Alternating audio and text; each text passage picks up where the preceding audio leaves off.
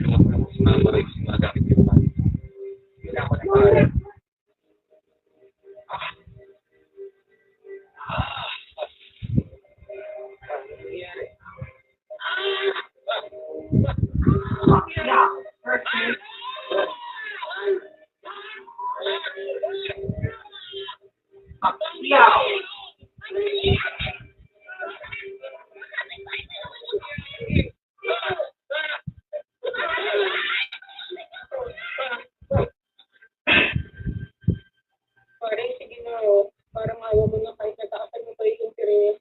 Kailangan ko lang talaga mailabas sa safe hospital. Oo, ako naman.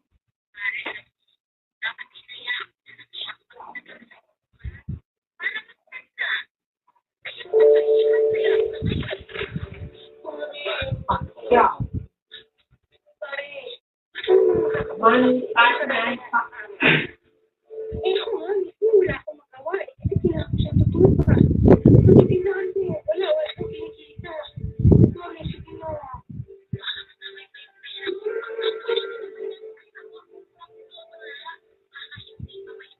Mari, alam ko mali yung ginawa ng asawa ko. Pero asawa ko pa rin siya. Hindi ko pinasitusin kahit mga bagay na ginawa ko para sa kanya. At hindi ko tutusin hanggang hindi siya nakakalit at impyerno kinakalagyan niya. Tandaan mo yan, Mare. Hindi bali na, salamat na lang.